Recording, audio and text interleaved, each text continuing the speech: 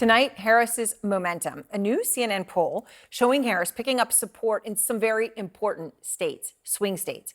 Let's just show you what we're looking at. Harris is ahead of Trump in the key blue wall states of Michigan and Wisconsin. In Arizona, though, Trump is in the lead. Georgia and Nevada are both within the margin of error, although Harris is technically up a point in each. In Pennsylvania, that is a dead heat right now. And we're going to have a lot more on all of these numbers with John King in just a moment, a deep dive on them at the wall. You know, it comes, though, as Vice President Kamala Harris is now trying to talk more about policy and to define herself as different than Biden, for the first time announcing some differences from the president on taxes. In New Hampshire today, Harris announcing she would tax investment income at a lower rate than President Biden has proposed. If you earn $1 million a year or more, the tax rate on your long-term capital gains will be 28% under my plan, because we know when the government encourages investment, it leads to broad-based economic growth and it creates jobs, which makes our economy stronger.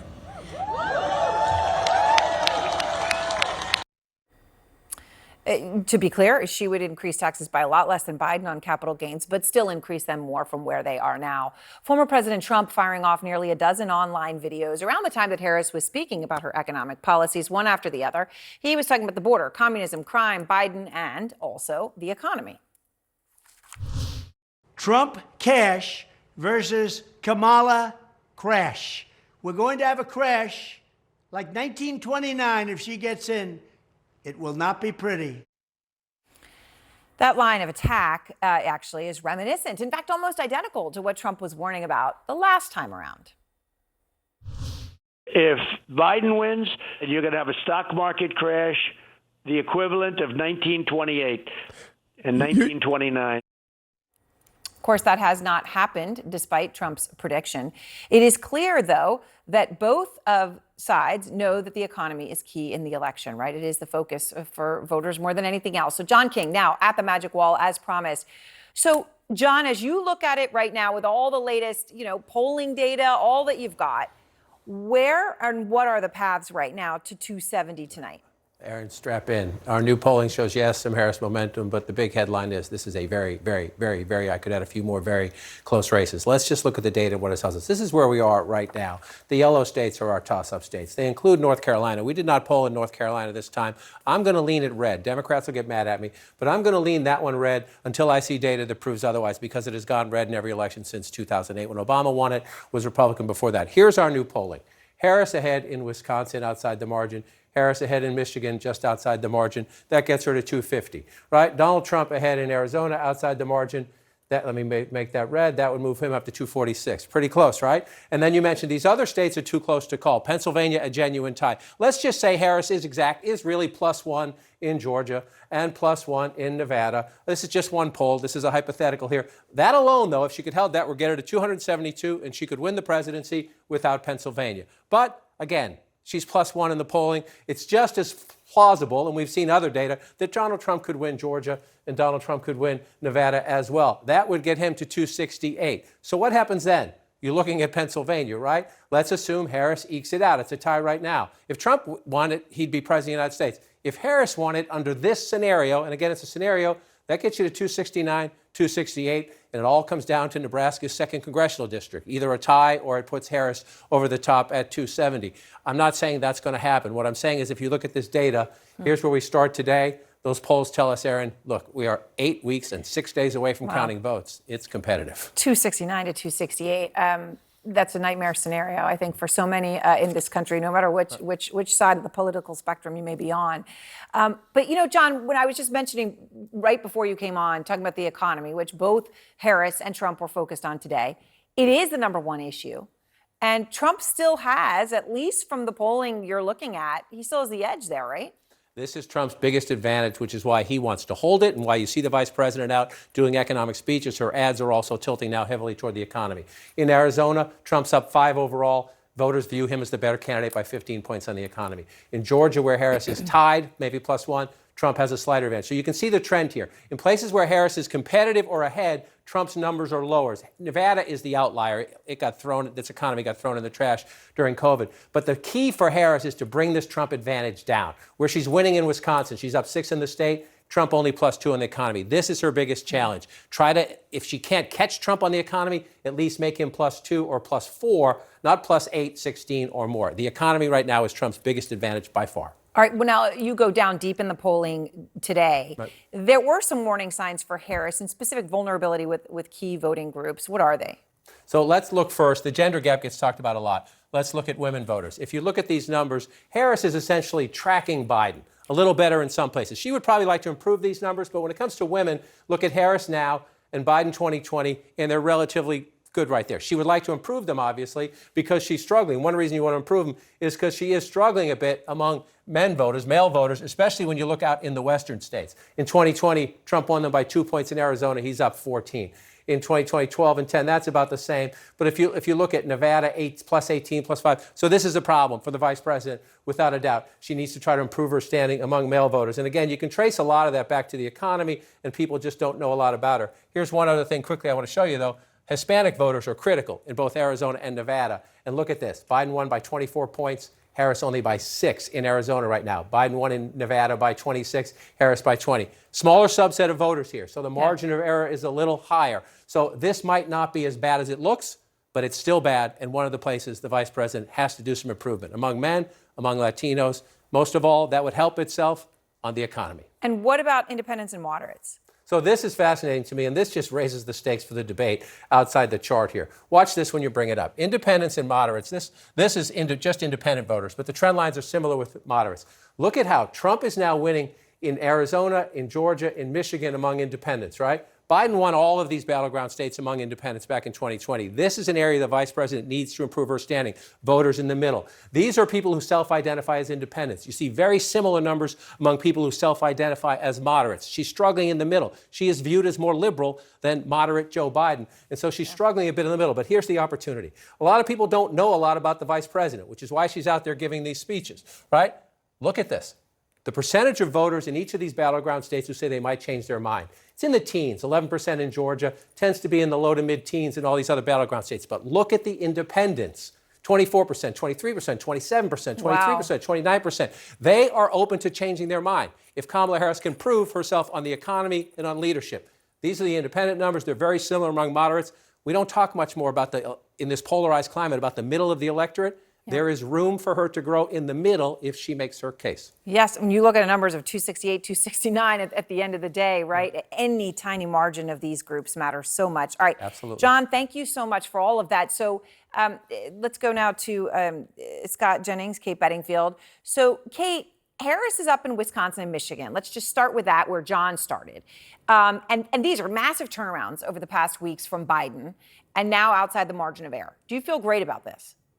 I feel good. I feel encouraged. I wouldn't say I feel great, because I think the totality of the numbers show that this is still and is going to be an incredibly, incredibly close race. We just heard John go through it. I think what the numbers today show is that Kamala Harris has more pathways, more conceivable pathways to 270 than Trump does, or at least than Trump felt like he did 6 weeks ago when Joe Biden was at the top of the ticket. I think there's no question his path has narrowed. So I think these numbers should give Democrats, they should be heartened. I think it's showing that she continues to build strength in the coalition that she needs to win. And as John was just saying, that she has room to grow. Trump, I think, probably has a little bit less room to grow, in part because he is so well defined.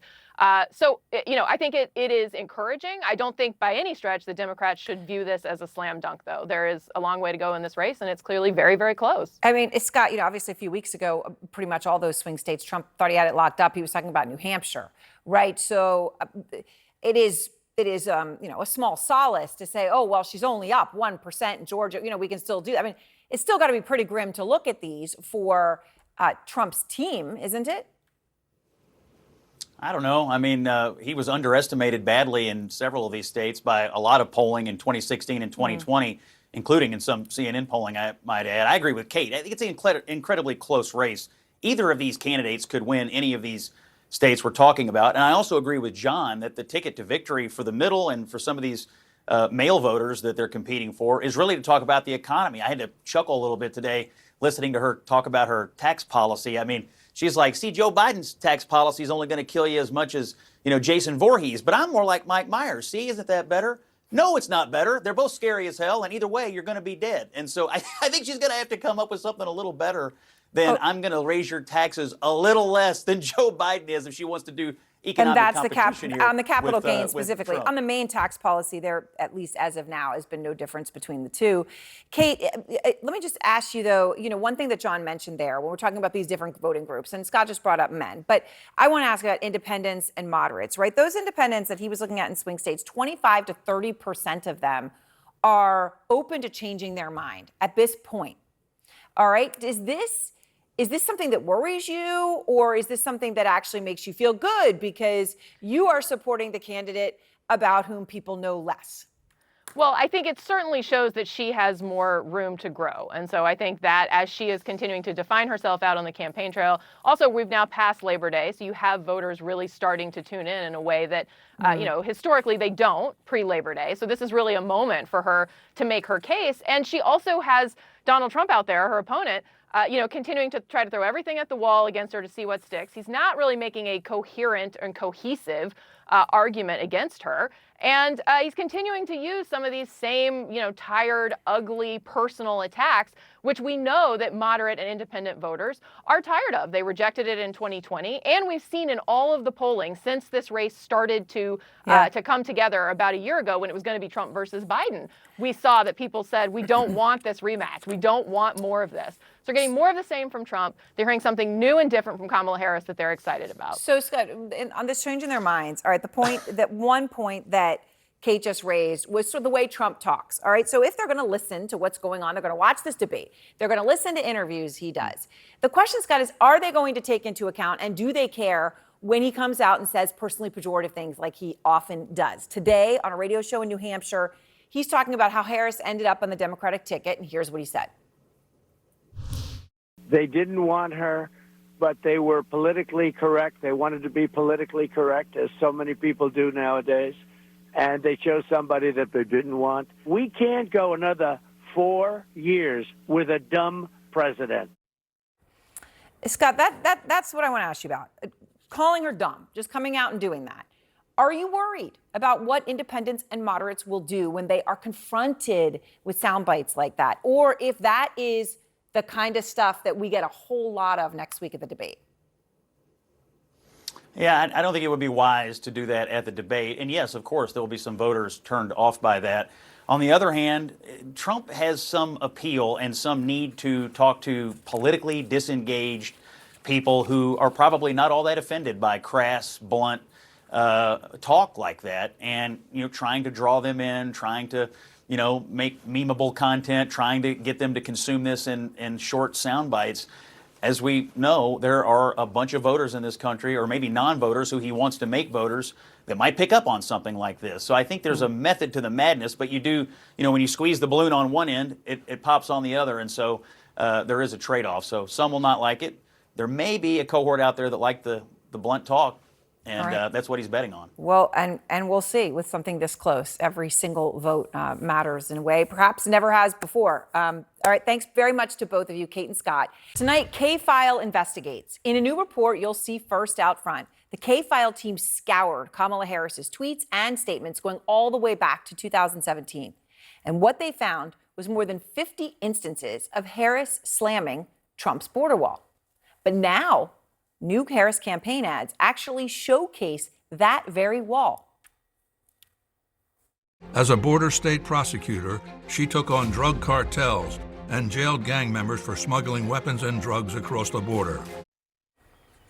And on top of critical tweets, Harris also wrote in her 2019 book, quote, "There was a bigger reason to oppose the border wall. A useless wall on the southern border would be nothing more than a symbol, a monument standing in opposition to not just everything I value, but to the fundamental values upon which this country was built. How could I vote to build what would be little more than a monument designed to send the cold, hard message, keep out?" Well, K-File's Andrew Kaczynski joins me now. So, Andrew, I mean, you all have gone through, scoured an incredible amount of material. Tell me more about what you found. Yeah, that's right. We found more than 50 of those tweets criticizing the border wall before she used that in her ad. And I want people to take a look at just a few of what she said here. She called it wasteful, useless, a waste of taxpayer money, a vanity wall project, a wasteful border wall, a stupid wall, a medieval vanity project, and an unnecessary wall. And those are really just, I mean, there were more, there's just like 10 or like 50.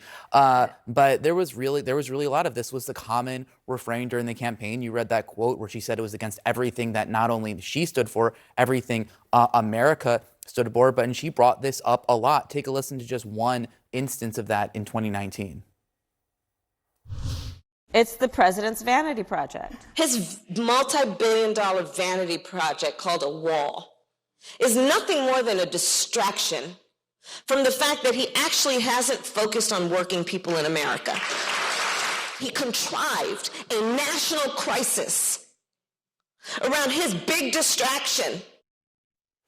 All right, so you go through all of that, you've got all the tweets, and yet all of a sudden in the ads, there's pictures of the wall, and then you went through to look at that wall. Yeah. Like, what is that specific wall that's in her campaign ads now? And you found something very interesting about this specific portion of the wall. And I think what's also really remarkable about this is, like, I mean, you heard her talking about it there, Trump's wall in his campaign during his presidency. There was really no greater symbol of Trump's presidency than the wall, and the way that Democrats were attacking him over the wall and his restrictive immigration policies. So we looked in that ad, and if you look at it, that exact area of wall is in Sasabe, Arizona, and that is a portion of wall that was actually built by Donald Trump. It was built in an area where there was not previous wall. It was actually pretty controversial when they were building it at the time. So just to see that, and then there are other. She's using his wall that he built to say, "Look at what I did."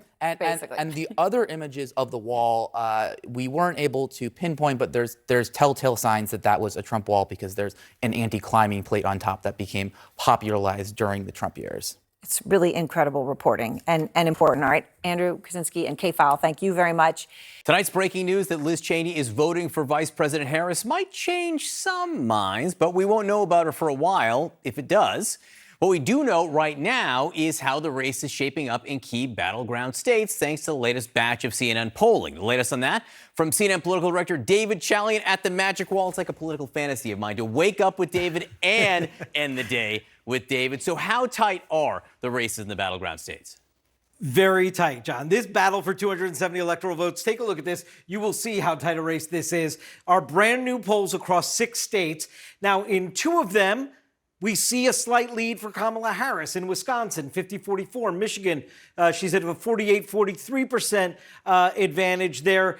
Those are outside the margin of error. In Arizona, we see the reverse. We see Trump outside the margin of error. And in Georgia, Nevada, and Pennsylvania, look at that in Pennsylvania, a dead tie. These states have no clear leader, well within the margin of error, and they could determine which candidate gets to 270 electoral votes. Why so tight? Look at this gender gap, John. This is going to be one of the things we watch all the way through November. You see here where Kamala Harris extends her advantage with female voters, and Trump doesn't extend his with male voters in a place like Michigan. She has a 16-point advantage. She only has an 8-point advantage with male voters. In Wisconsin, 17 percentage point advantage among women for her, 9 percentage point advantage for men for him. Those are the states where she's leading. So that's what she's looking to do. Extend her advantage with female voters in places that he doesn't overperform with male voters. That's key. And then take a look at who's left here. I'm surprised by these numbers, but there's a swath of the electorate in these battleground states that is still movable. 16% in Pennsylvania, 16% in Michigan, down to 12% in Georgia. Obviously, most people say their mind is made up, but among these likely voters, there's a chunk of vote here who say they could change their mind or they're not yet willing yet to commit to a candidate, John. And that's absolutely enough to change the outcome here. All right, what's the top issue in these states, and who do the voters trust more to handle it? It's economy across the board. That may not surprise you. We've been talking about it all year long. But take a look here. Pluralities in all 6 states among likely voters. They rate the economy as the issue number 1 driving their vote. When you take a look at this broken down by candidate supporters, among Trump supporters, the economy is off the charts, driving their support. That is not true for Harris supporters. In fact, protecting democracy is the issue among her supporters that rates number 1. Again, overall, the economy is, But take a look at this Trump advantage on the economy. This is why it is so close right now. I mean, in Nevada and Arizona, he's overwhelming Harris on the economy. In places like Wisconsin, Michigan, it's a little bit closer. She's narrowed the gap on this issue number one from where Joe Biden stood when he was the top of the ticket. But this is still a Trump advantage category, and it's issue number one. So one of the things that Tim Walz did, even before he was running mate for Vice President Harris and the Harris campaign picked up on, is calling Donald Trump weird, and that his ideas are not aligned with mainstream voters. What do the polls have to say about that? I think this is one of the most interesting things in our polls. So take a look here. Among likely voters across all these states, majority say that Harris's policy views are in the mainstream. Fewer say that her policy positions are too extreme. It is the reverse for Trump. In all 6 states, a majority, or in Arizona, 50%, but a majority elsewhere say his views are too extreme. Fewer voters, likely voters, say that they are generally in the mainstream. That's why you're going to hear Kamala Harris still talk about Project 2025 and label his plans as extreme to try to press that advantage, John. That is very interesting. David Chalian, great to see you. Get some rest. Sir. Thanks. Back now with our panel, Maggie Haberman, Ashley Etienne, and Aaron Perini. Maggie, let's talk about Pennsylvania, shall we? Because it is the state, honestly, that I hear most about from Republicans and from people in the Trump campaign. How important is it to them? How do they feel about it? It's vital to them. In fact, the super PAC, the main super PAC backing Trump, its top official put out a memo several months ago describing it as the ball game. And so you can't overstate the degree to which they are focused on Pennsylvania.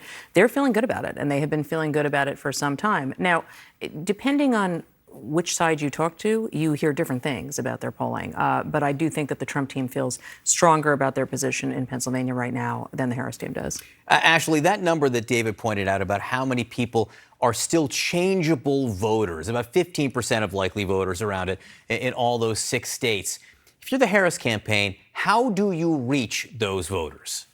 Well, I mean, they're doing it in very traditional and non-traditional ways. I mean, the non-traditional ways I find to be the most impressive. At the convention, they had 250 influencers that reached more than 350 million eyeballs pushing out their message. And they're going to utilize that army online to not just push back on disinformation, but to proactively push out her messaging and meeting voters where they are. So that's one way that I think they're doing it in a way that we've never seen a national campaign. Can I just say one thing that I think is very interesting in this polling, and that is she's winning on this question about who cares about me, who cares about you. And you can see that theme now starting to run throughout her campaign. Even in her most recent ad, she opens up with, I am focused on you, and Donald Trump is not. I mean, January 6th was about Donald Trump. His efforts to cheat the election were about Donald Trump. Even his failures on COVID were about Donald Trump. So that's going to be the greatest contrast, and she's winning on that question. And I think she can enter into these other policy issues through that lens that he could care less about you. Yeah, cares about people like you might be a backdoor into some of the economic issues as well. We'll have to wait and see how much ground she can make up there. Aaron, the gender gap here in Vice President Harris's lead among women voters, how do you think the Trump campaign will try to cut into that? Yeah, you've seen Trump so far try to make overtures to female voters. You saw a little bit of that last week when he started talking about IVF and reproductive rights. This is a really major voting bloc in the United States, and it's one that has been trending more toward the left, especially on persuadable voters. But women are not a monolithic voting bloc. No voting bloc is. So this is one about identifying your persuadable voters. And this is kind of the fun, the science, and the business of politics, is to sit here and say, who are your persuadable voters? Where are they? What counties do they sit in? Are these swing counties? How are we going to be able to talk to them? How many times do we need to talk to them? Is that a mailer? Is that a phone call? Is it a text message? Is it a TV ad? Is it a message to their phone? What are you doing to talk to them? And then getting them on their message to turn out in the fashion they like it. This is like where the political science nerd and everybody who works in politics is really gearing up, because it's targeting the message to the voter right now to be able to get them to start voting, because ballots are going to start moving very soon in the United States. Friday. I mean, they're starting to move within the next 48 hours.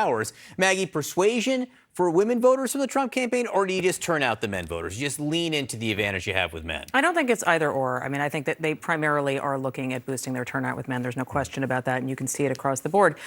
You do see Trump himself clearly concerned about how abortion is playing as an issue. He has been incredibly reactive on it. He has been all over the place in the last 2 weeks alone, and frankly, over the last couple of years.